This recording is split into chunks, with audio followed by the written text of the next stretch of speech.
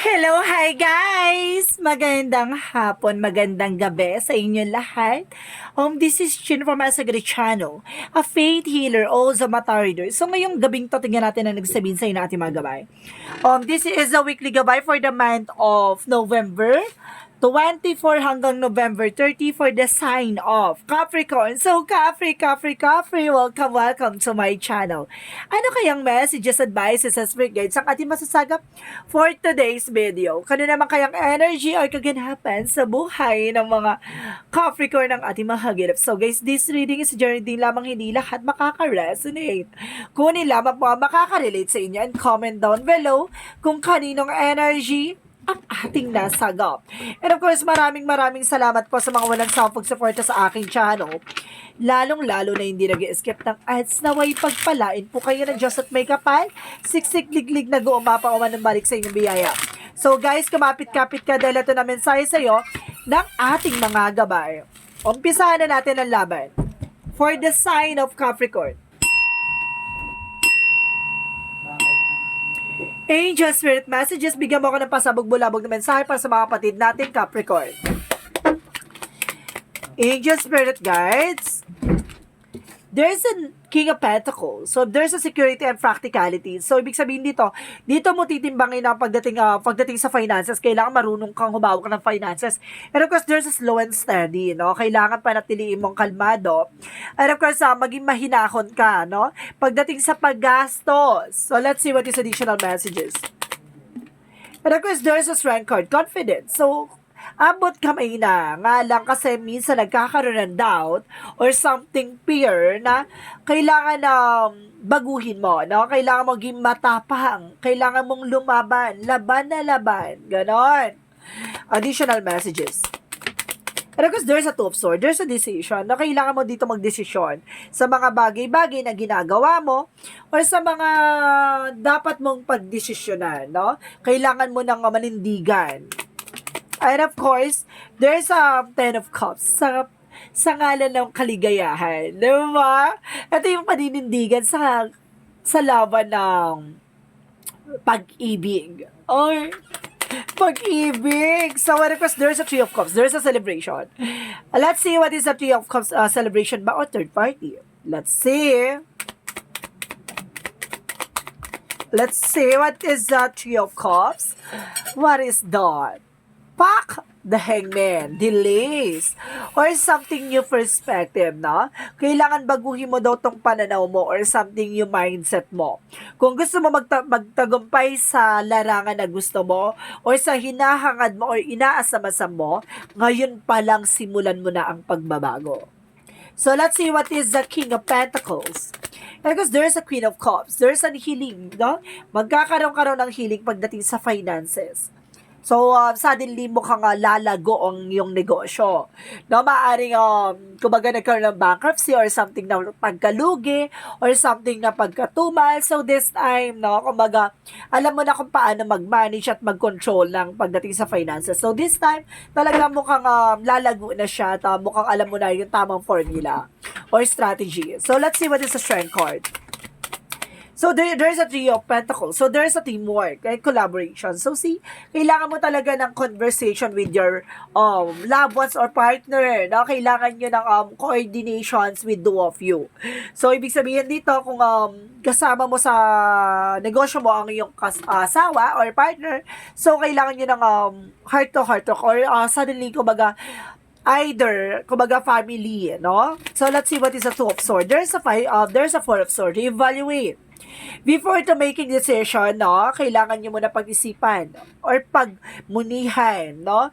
And of course, hindi ka pwedeng pala decision dito. Kailangan solid tong decision mo na you need to analyze and visualize or, kumbaga, tignan mo yung magiging possibilities ng isang eksena, kung magiging magiging good pa ba?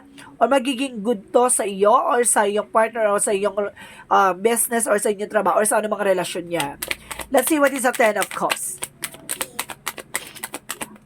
And of course, there's an Empress card, a river. So, some of you ha, kumbaga magiging maligaya ka kasi magkakaroon ka ng panibagong negosyo. Or magiging maligaya ka kasi magkakaroon ka na ng anak. Or some of you magkakaroon ng renewal. Or something na magdadala sa iyo ng kaligayahan. Ganon. So, let's see what is the Three of Cups. There's a tower moment. There's a sudden changes. May magbabago sa sitwasyon, may magbabago dito sa eksena, no? You need to do something for this na kailangan mo ng pagbabago na magdadala sa iyo ng happiness and success. So, let's see what is the Hangman. There's a Moon card. There's a truth reveal. Ibig sabihin dito, maraming magkakaroon sa iyo ng kaliwanagan dito. Na marami sa iyong liliwanag at magkakaroon kasagutan sa lahat ng katanungan mo. No? Kung babaguhin tong pananaw mo dito sa eksena na to at malalaman mo ang revelasyon na to, lahat ng kaganapan or merong mga bagay na dapat mong malaman, no, behind the scenes. So, let's see what is the King of Pentacles and the Queen of Cups. Let's see what is the King of Pentacles and the Queen of Cups. There's a Sun card. There is a pure positivity. Kumbaga magkakaroon ka ng pure positive outcome dito, no? Na magdadala sa'yo ng healing. Ganon. Kumbaga the Sun card is a pure positivity and positive outcome. And because there's a Ten of Wands. So there's a lot of obligation or responsibilities, no? Kumbaga there's a burden. Kumbaga hirap na ka na sa gatong eksena. No. Kailangan mong labanan. There is a Strength card for confidence. So let's see what is the Two of Swords and the Four of Cups. So, ano itong kailangan nyo magpag-desisyon na kailangan talaga, kailangan nasa tamang wisyo ka, of course, na-analyze mo na maayos at na pag-isipan mo na maayos. There's a Three of Swords, no? Kumbaga, there's a heartbreak.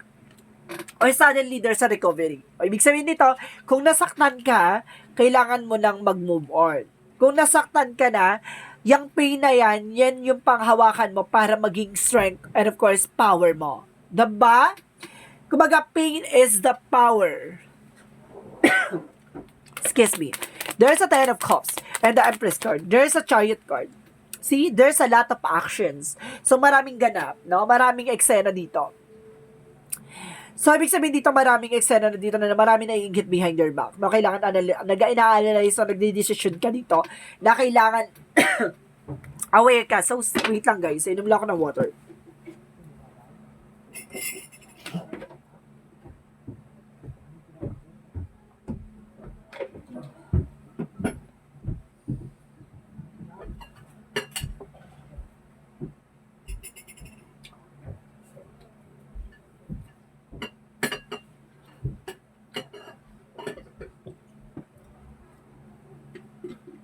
Okay. Ibig sabihin dito, there's a Chariot for taking action. So, kailangan mong kumilos, no? Ang kaligayahan talaga, kailangan yan kinikilos, no? Paano ka magiging maligaya kung nakatunganga ka lang? Ganon. So, there's an action for this, na there's a two joining forces na kumaga magdadala sa'yo ng kaligayahan at of course, happiness and renewal, no? Let's see what is the Three of Cups and the Tower moment. What is the sudden changes coming in for you? There's the Lovers. So, may parating talagang pag-ibig. Ito yung magbubuklod sa inyong dalawa. So, some of you mag-anak kayo ng iyong person. No? Or some of you may bagong asawa or may bagong jowa na papasok or may bagong relasyon. O, so, ganong eksena. There's a Lover. So, let's see what is the Hangman and the Moon card. So, there's an Eight of Cups. Let go. So, ibig sabihin dito, kumbaga, wag kang magstay dito sa negativities, no? Kailangan mong mag-let go na, kumbaga, lahat ng malalaman mong katotohanan behind the scenes, kumbaga, lahat ng mga bagay na yan, kumbaga, it's a blockages, no? Or negativities na kailangan mo mag-move on. The Hangman is delays or something new perspective or new ideas. And kasi sabi sa'yo dito, the truth reveal. Pag nalaman mo tong katotohanan na to, kailangan mong kumawala, no? Sa pagkakatali. Ganon siya, ha? Kailangan kumawala ka sa pagkakatali at kailangan mo mag-move on at i-let go, no? Yung mga bagay-bagay. Masakit man, pero you need to let it go. Ganon. So, let's see what is the outcome. Let's see what is the outcome of this story. So, there is a Ten of Pentacles. So, there's long-term success and long-term investment. So, may pangmatagalan talaga dito, no? So, this is the moment na, kumbaga, this is the solid foundation, no? And of course, there's an heritage, no? Kumbaga, pero ditong minana, no? There's a minana. And of course, there's an high priest. High priestess, so there's a mystery behind or there's an unexpected moment, no? And of course, sinasabi ng high priestess is an unexpected moment. And of course, there's a mystery behind. And of course, there's a four of swords. Listen to your intuition. There's an intuition by high priestess and there's an intuition by four of swords. Ibig sabihin dito, kung gusto mo magtagumpay, no, makinig ka sa intuitions mo, magdadala to sa'yo ng inner clarity and of course, ng inner abundance. No? Intuition na. Kumbaga, pakiramdaman mo, lakasan mo ang yung pakiramdam, i-vision mo, i-visualize mo or something na magbibigay sa inyo ng kasagutan. So, let's see what is the Love Oracle card. What is the Love Oracle card? The Healing Heart. So, talagang meron ditong unti-unti na nagagamot yung sakitan kahapon. And of course, there's a freedom from toxic relationship. Parang nakalaya ka na for addiction, for something possession or obsession. And of course, there's a dragonfly. No? Kumbaga, there's an heal. Magkakaroon ka ng changes and heal.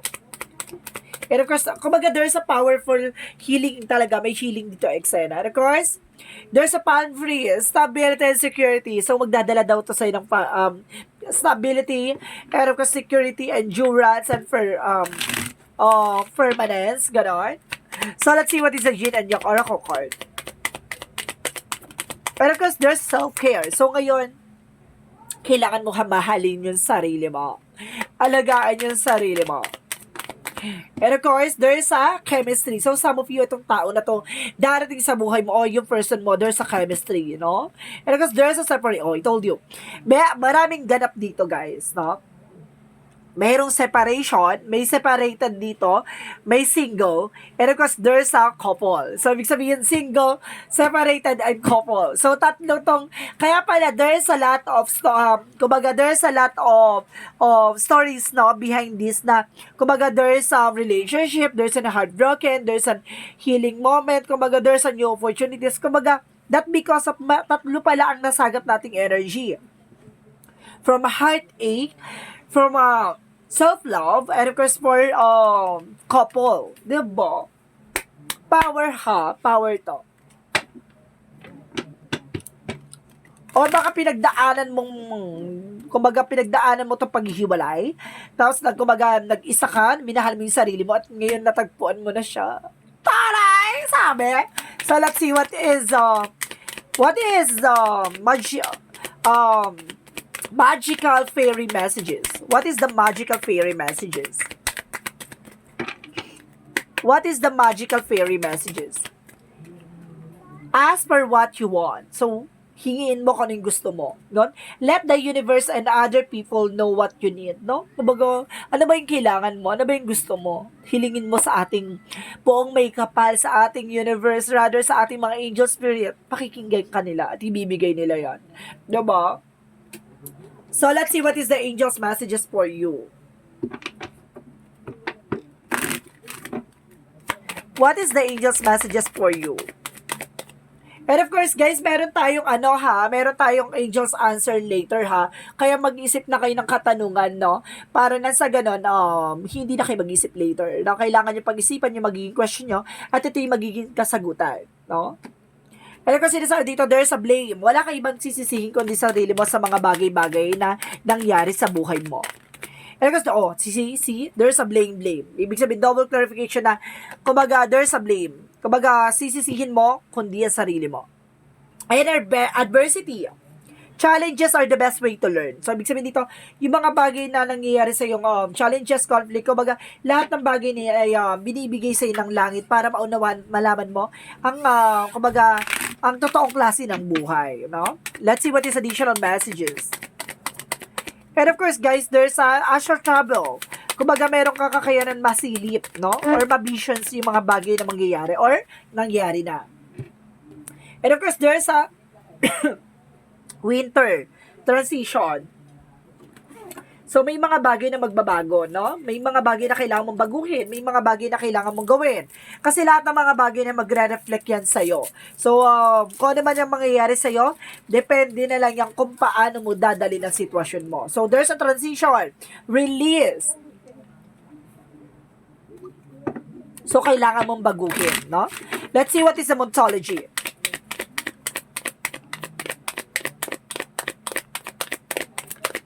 And you're very close to achieve your goal. Sorry. So, napakalapit mo raw para maisakatuparan yung mga pangarap mo. Di ba? Papasaan ka pa. And of course, makukuha mo yan. Prosperity lies ahead. Parating na. Di ba? Parating na ang talagang matagal mo nang inaasam-asam. So, let's see what is Archangel Michael. Messages. You and your loved ones are safe. So, yung mga mahal nyo daw sa buhay ay safe daw kayo, no? And lean on God and angels support you. So, magtiwala ka kay God, no?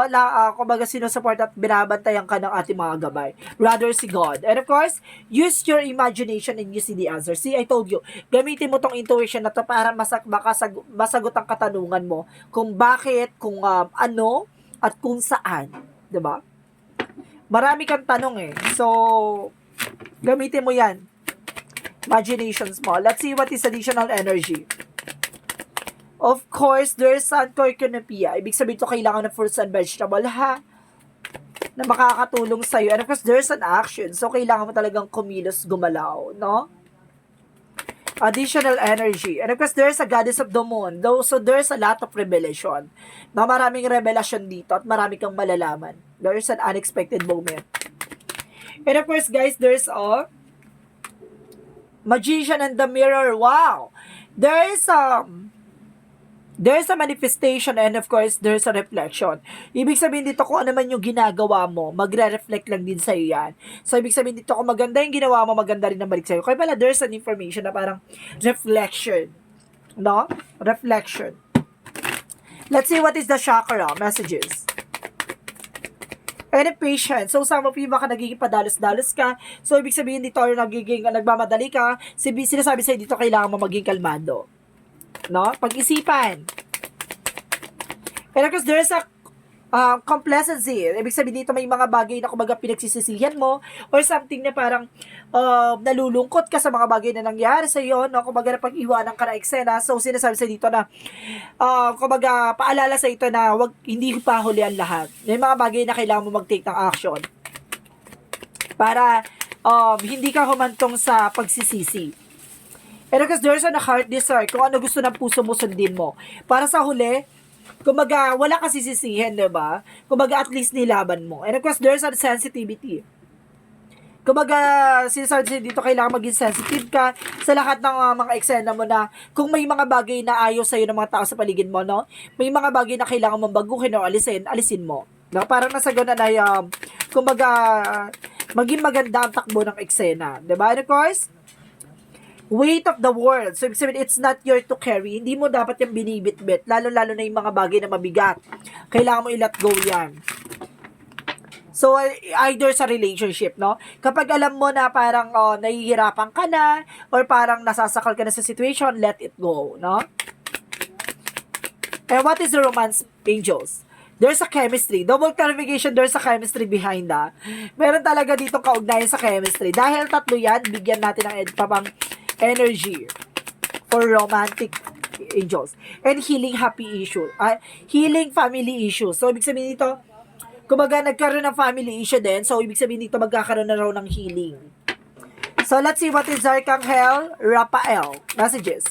Exercise is the key. So, kailangan nyo rin mag-exercise, ha? Kasi, ang exercise, ang laking tulong yan sa tao, lalo-lalo sa health, no? Kumbaga, nagkakaroon ka ng anxiety, kailangan mo mang-exercise, and of course, kailangan mo ng massage, nakakatulong yan para ma-relieve, no? And of course, sabi ng Jesus loving quotes, let not your heart be troubled, neither let be afraid. Ibig sabihin dito, huwag mong hayaan yung puso mo yung maguluhan. No? Kumbaga, pwede kang matakot, pwede kang mangamba, pero huwag yung hayaan puso mo yung maguluhan dito sa situation at yung puso mo yung mahirapang magdesisyon. So, ibig sabihin dito, gamitin mo yung puso mo sa pagdedesisyon ng kung ano man para sa huli, wala kang pagsisisihan. So, let's see what is the angel's number. Let's see what is the angel's number. There's a 19. So, sinasabi na, I am pioneer. Independence and self-sufficiency are necessities to you. You are extremely capable in life and in work and aren't afraid to take big risks to achieve the life you desire. So, ibig sabihin dito, hindi ka takot sumugal, no? Sa hamon ng buhay. Hindi ka takot lumaban, hindi ka takot ibigay yung best mo. No? At handa ka mag-sacrifice sa ngalan ng kung ano man yan, pag-ibig, finances, career, and wealth, no? And health. So, meron tayo Angel's answer, ha? Nakapag-isip na ba kayo? Bibilang ako ng 3, kailangan nakapag-isip na kayo, guys, ha?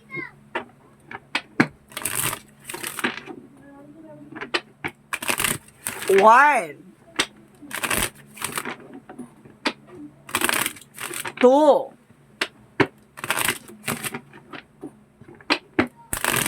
3. So, nakapag-isip na ba ang lahat? So, eto na. Ilaban na yan. Angels, answer. Give me an information to answer their question, no? Give me an information. Oh my goodness. Angels, answer. Give me an answer. Okay, a year from now. So, sabab yung, baka nagtatanong ka kung kailan, kung ano, so, ibig sabihin, a year from now, ngayon taon na to, no? And of course, there's a compromise. So, ibig sabihin dito, kailangan mo lang mag-promise or kailangan mo lang, kumbaga, magkaroon ng kasunduan or something by the universe. Kung ano yung mga bagay na yon na kailangan mo i-consider, no? So, let's see what is the messages of life, no? So, let's see what is the messages of life. I have faith in my life. So, sinasabi dito, guys, today I give myself to life.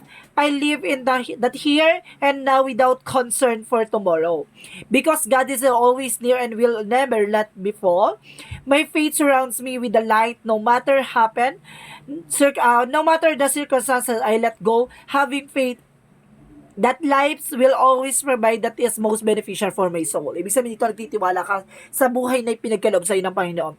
Na may mga bagay na ibibigay sa'yo, may mga bagay na talagang nakalaan para sa'yo. No? Ibig sabihin dito, may mga bagay na talagang nangyari from the past na nagdulot sa'yo ng sakit at hinagpis at talagang kirot at talagang nahirapan kang bumangon. So, this is the moment ako may talagang nakalaan para sa'yo. Kumbaga sa lahat ng mga pagsubok at ang mga dinanas mo, may kaligayahan sa huli at may ngiti sa labi na nag-aantay sa'yo sa huli. Ganon! So this is a weekly gabay from November 24 hanggang November 30 for the sign of Capricorn. So, Capri, maraming salamat po for your wonderful reading. This reading is a general reading lamang, hindi lahat makaka-resonate. Kunin lamang po makaka-relate sa inyo and comment down below kung kaninong energy ang ating nasagap. And of course, guys, maraming salamat po sa mga walang sawang suporta sa aking channel. Lalong-lalo na hindi nag-escape ng ads. Naway pagpalain po kayo ng Diyos at may kapasiksik diglig na guumapa o manambalik sa inyo. Maraming salamat po. And see you in the next video. Bye-bye. And babush.